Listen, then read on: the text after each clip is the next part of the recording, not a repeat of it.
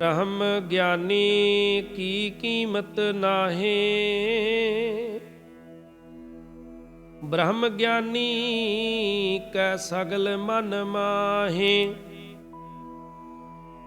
जो ब्रह्म ज्ञानी है, ब्रह्म दे ज्ञान वाला, ब्रह्म का मतलब है परमात्मा, ज्ञान का मतलब है सोझी रखनी।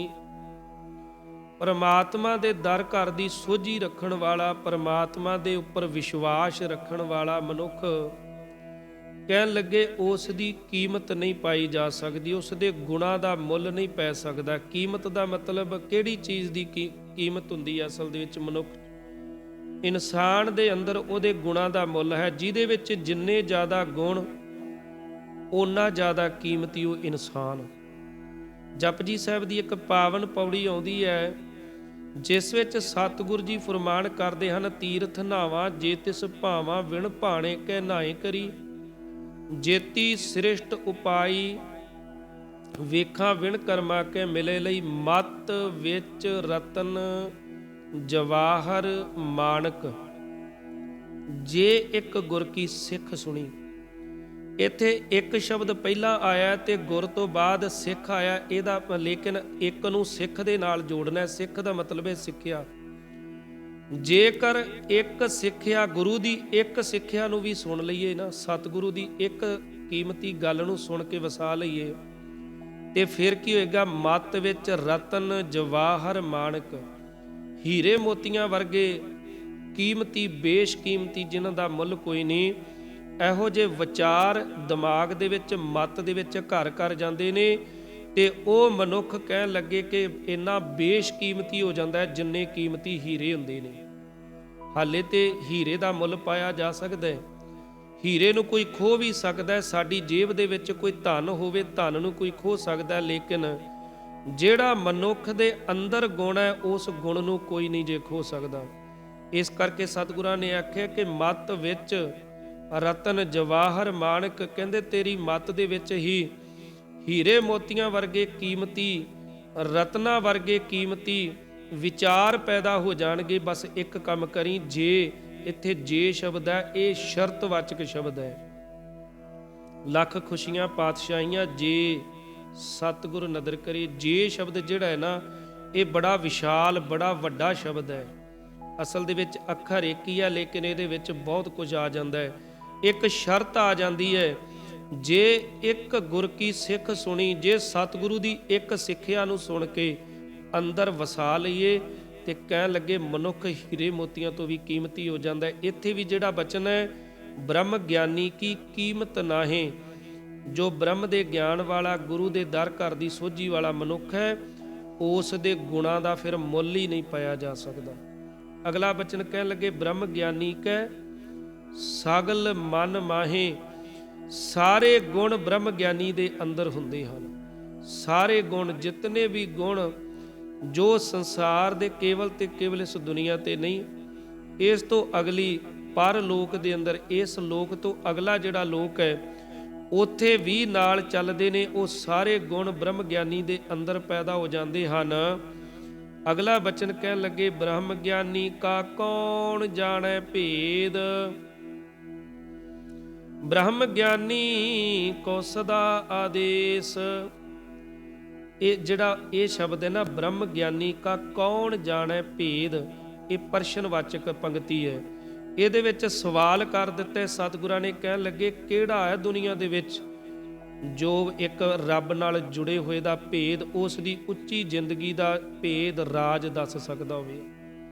ਭੇਦ ਨਹੀਂ ਪਾਇਆ ਜਾ ਸਕਦਾ। ਅਭੇਦ ਹੈ, ਉਹ ਅਭੇਦੀ ਹੋ ਜਾਂਦਾ ਹੈ, ਉਸ ਦਾ ਭੇਦ ਕਿਸੇ ਦੇ ਕੋਲ ਨਹੀਂ ਜਾ ਸਕਦਾ।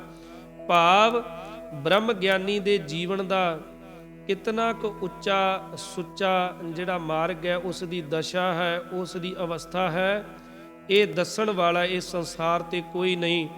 ਅਗਲਾ ਬਚਨ ਕਹਿਣ ਲੱਗੇ, ਬ੍ਰਹਮ ਗਿਆਨੀ ਕੋ ਸਦਾ ਆਦੇਸ਼। ਆਦੇਸ਼ ਦਾ ਮਤਲਬ ਹੁੰਦਾ ਹੈ ਪ੍ਰਣਾਮ, ਨਮਸਕਾਰ ਕਰਨਾ। ਜਪਜੀ ਸਾਹਿਬ ਵਿੱਚ ਵੀ ਆਉਂਦਾ ਹੈ, ਆਦੇਸ਼ ਤਿਸੈ ਆਦੇਸ਼, ਆਦ ਅਨੀਲ ਅਨਾਦ ਅਨਾਹਤ ਜੋ ਜੁਗ ਏਕੋ ਵੇਸ। ਉੱਥੇ ਵੀ ਆਦੇਸ਼ ਦਾ ਮਤਲਬ ਹੈ ਨਮਸਕਾਰ, ਪ੍ਰਣਾਮ ਕਰਨੀ, ਨਮਸਕਾਰ ਕਰਨੀ।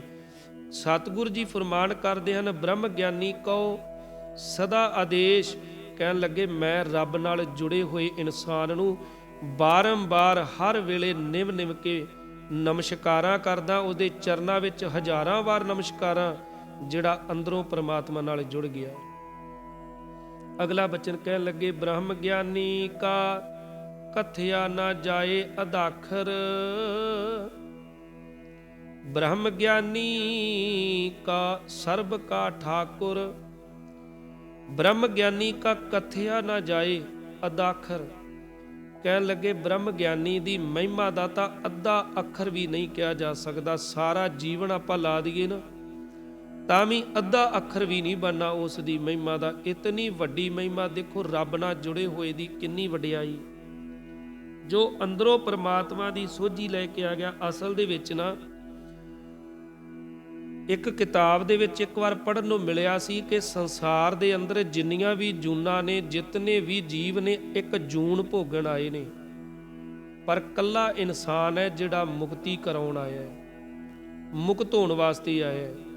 ਭਈ ਪ੍ਰਾਪਤ ਮਨੁੱਖ ਦੇਹੁਰੀਆ, ਗੋਬਿੰਦ ਮਿਲਣ ਕੀ ਇਹ ਤੇਰੀ ਬਰੀਆ। ਇਹ ਵਾਰੀ ਹੈ ਗੋਬਿੰਦ ਨੂੰ ਮਿਲਣ ਦੀ।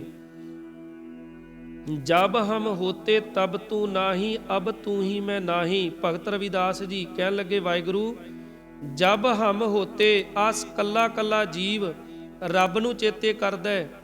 ਧਰਤੀ ਦਾ ਹਰ ਇੱਕ ਜੀਵ ਰੱਬ ਨੂੰ ਚੇਤੇ ਕਰਦਾ ਹੈ, ਪਰ ਰੱਬ ਨਹੀਂ ਜੇ ਮਿਲਦਾ।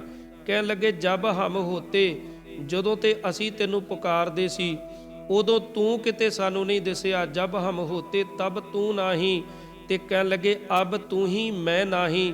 ਹੁਣ ਜੇ ਤੂੰ ਮੇਰੇ ਲਾਗੇ ਖੜਾ ਹੈ ਤੇ ਹੁਣ ਮੇਰਾ ਮਨ ਨਹੀਂ ਖੜਦਾ, ਹੁਣ ਮੈਂ ਇੱਥੇ ਹਾਜ਼ਰ ਨਹੀਂ। ਜਦੋਂ ਮੈਂ ਸੀ ਉਦੋਂ ਤੂੰ ਨਹੀਂ ਸੀ, ਤੇ ਅੱਜ ਤੂੰ ਹੈ ਤੇ ਅੱਜ ਮੈਂ ਨਹੀਂ ਇੱਥੇ ਹਾਜ਼ਰ। ਚੇਤੇ ਰੱਖਣਾ, ਕੇਵਲ ਤੇ ਕੇਵਲ ਗੱਲਾਂ ਨਾਲ ਨਹੀਂ, ਗੱਲੀ ਜੋਗ ਨਾ ਹੋਈ। ਏਕ ਦ੍ਰਿਸ਼ਟ ਕਰ ਸੰਸਰ ਜਾਣੈ, ਜੋਗੀ ਕਹੀਐ ਸੋਈ। ਕੇਵਲ ਤੇ ਕੇਵਲ ਗੱਲਾਂ ਨਾਲ ਰੱਬ ਨਹੀਂ ਜੇ ਮਿਲਦਾ। ਰੱਬ ਮਿਲਦਾ ਗੁਰੂ ਦੀ ਸਿੱਖਿਆ ਤੇ ਚੱਲ ਕੇ ਜੀਵਨ ਬਤੀਤ ਕਰਨ ਦੇ ਨਾਲ। ਕੇਵਲ ਆਪਾਂ ਕਹਿ ਦਈਏ ਨੇ ਕਿ ਗੱਲਾਂ ਮਾਰ ਲਈਏ, ਵੱਡੀਆਂ ਵੱਡੀਆਂ ਗੱਲਾਂ ਕਰ ਲਈਏ, ਉਪਦੇਸ਼ ਦੇ ਲਈਏ, ਤੀਰਥਾਂ ਤੇ ਜਾ ਕੇ ਨਹਾਈਏ, ਬਿਲਕੁਲ ਨਹੀਂ। ਗੁਰਬਾਣੀ ਨੇ ਇਸ ਚੀਜ਼ ਦਾ ਸਿਰੇ ਤੋਂ ਖੰਡਨ ਕੀਤਾ ਹੈ। ਪਰ ਸਤਿਗੁਰੂ ਜੀ ਫਰਮਾਨ ਕਰਦੇ ਨੇ, ਜੋ ਮਨੁੱਖ ਅੰਦਰੋਂ ਜੁੜ ਜਾਂਦਾ ਹੈ, ਚੇਤੇ ਰੱਖਣਾ, ਉਹਦੀ ਤਾਂ ਫਿਰ ਮਹਿਮਾ ਦਾ ਅੱਧਾ ਅੱਖਰ ਕਹਿਣਾ ਵੀ, ਅੱਧਾ ਅੱਖਰ ਦਾ ਮਤਲਬ ਹੈ ਅੱਧਾ ਅੱਖਰ, ਉਹ ਵੀ ਇੱਕ ਆਮ ਇਨਸਾਨ ਵਾਸਤੇ ਮੁਨਾਸਿਬ ਨਹੀਂ। ਉਹ ਕਹਿ ਹੀ ਨਹੀਂ ਸਕਦਾ। ਜੇ ਕੋ ਆਖੇ ਬੋਲ ਵਿਗਾੜ, ਤਾਂ ਲਿਖੀਏ ਸਿਰ ਗਵਾਰਾ ਗਵਾਰ। ਜਪਜੀ ਸਾਹਿਬ ਕਹਿਣ ਲੱਗੇ ਜੇ ਕੋਈ ਆਖਣ ਦਾ ਯਤਨ ਵੀ ਕਰੇ ਨਾ, ਉਹ ਕੇਵਲ ਤੇ ਕੇਵਲ ਆਪਣਾ ਬੋਲ ਵਿਗਾੜ ਹੀ ਕਰੇਗਾ, ਤੇ ਉਹਨੂੰ ਤਾਂ ਲਿਖੀਏ ਸਿਰ ਗਵਾਰਾ ਗਵਾਰ।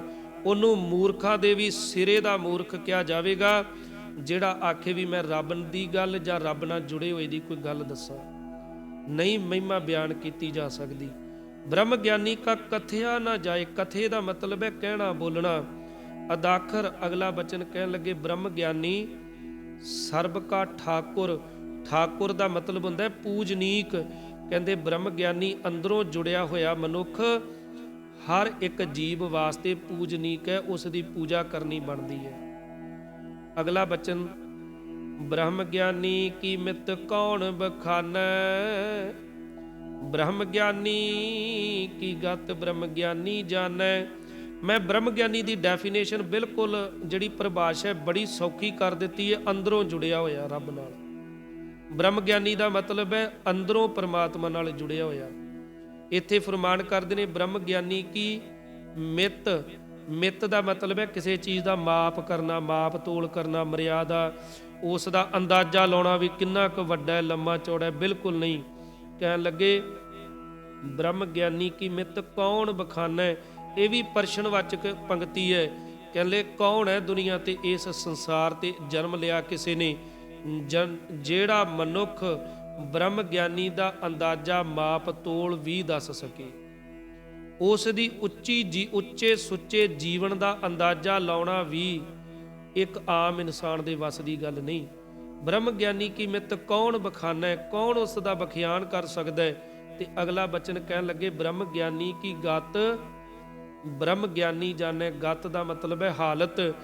ਉਸ ਮਨੁੱਖ ਦੇ ਜੀਵਨ ਦੀ ਹਾਲਤ, ਉਸ ਦੇ ਅੰਦਰੋਂ ਜੁੜੇ ਹੋਏ ਮਨੁੱਖ ਦੀ ਅਵਸਥਾ ਦੇ ਬਾਰੇ ਦੇ ਵਿੱਚ ਉਹੀ ਮਨੁੱਖ ਦੱਸ ਸਕਦਾ ਹੈ ਜਿਹੜਾ ਆਪ ਉਸ ਅਵਸਥਾ ਤੇ ਪਹੁੰਚਿਆ ਹੋਇਆ ਹੈ, ਆਪ ਰੱਬ ਨਾਲ ਜੁੜਿਆ ਹੋਇਆ ਹੈ। ਬ੍ਰਹਮ ਗਿਆਨੀ ਕੀ ਗਤ ਬ੍ਰਹਮ ਗਿਆਨੀ ਜਾਣੈ, ਅੰਦਰੋਂ ਜੁੜੇ ਹੋਏ ਦੀ ਗੱਲ ਅੰਦਰੋਂ ਜੁੜਿਆ ਹੋਇਆ ਹੀ ਸਮਝ ਸਕਦਾ ਹੈ। ਅਖੀਰਲੀ ਪੰਕਤੀ ਇਸ ਪਦੇ ਦੀ ਸਤਿਗੁਰੂ ਜੀ ਫਰਮਾਨ ਕਰਦੇ ਹਨ, ਬ੍ਰਹਮ ਗਿਆਨੀ ਕਾ ਅੰਤ ਨ ਪਾਰ, ਨਾਨਕ ਬ੍ਰਹਮ ਗਿਆਨੀ ਕੋ ਸਦਾ ਨਮਸਕਾਰ।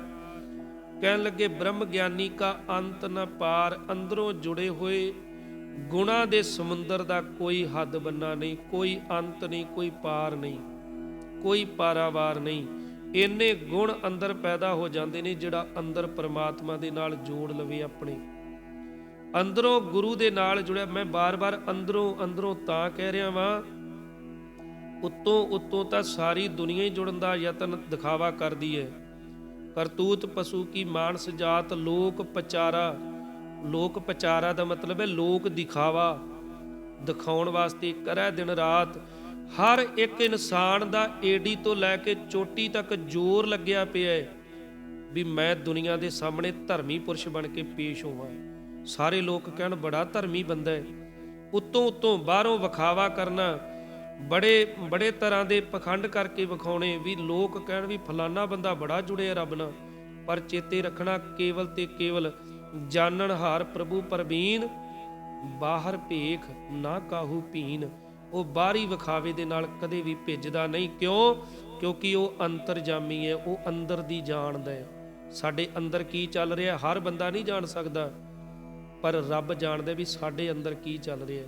ਬ੍ਰਹਮ ਗਿਆਨੀ ਕਾ ਅੰਤ ਨ ਪਾਰ, ਕੋਈ ਉਸ ਦਾ ਪਾਰਾਵਾਰ ਨਹੀਂ ਦੱਸ ਸਕਦਾ।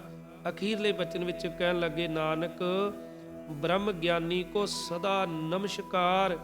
ਇੱਕ ਹੀ ਗੱਲ ਫਬਦੀ ਹੈ ਕਿ ਅੰਦਰੋਂ ਜੁੜੇ ਹੋਏ ਮਨੁੱਖ ਦੇ ਚਰਨਾਂ ਦੇ ਵਿੱਚ ਨਮਸਕਾਰ ਕਰ ਦਈਏ, ਉਸ ਨੂੰ ਪ੍ਰਣਾਮ, ਉਸ ਨੂੰ ਨਮਸਕਾਰ ਕਰ ਦਈਏ। ਇਸ ਤੋਂ ਇਲਾਵਾ ਜੇ ਕਹਿ ਦਈਏ ਕਿ ਅਸੀਂ ਬ੍ਰਹਮ ਗਿਆਨੀ ਦੀ ਜਿਹੜਾ ਡੈਫੀਨੇਸ਼ਨ ਦੱਸੀਏ, ਬ੍ਰਹਮ ਗਿਆਨੀ ਦਾ ਪਾਰਾਵਾਰ ਦੱਸੀਏ ਵੀ ਕਿਤਨੀ ਕੁ ਸ਼ਕਤੀ ਦਾ ਮਾਲਕ ਹੈ, ਇਹ ਸਾਰੀਆਂ ਗੱਲਾਂ ਦੱਸਣੀਆਂ ਸਾਡੀ ਤੁੱਛ ਬੁੱਧੀ ਦੇ ਲੋਕਾਂ ਦੇ ਵਾਸਤੇ ਅਸੰਭਵ ਹੈ, ਬਿਲਕੁਲ ਨਹੀਂ ਆਪਾਂ ਦੱਸ ਸਕਦੇ। ਇਹ ਤਾਂ ਕੇਵਲ ਤੇ ਕੇਵਲ ਉਹ ਹੀ ਦੱਸ ਸਕਦਾ ਜਿਹੜਾ ਆਪ ਉਸ ਅਵਸਥਾ ਤੱਕ ਪਹੁੰਚਿਆ ਹੋਵੇ।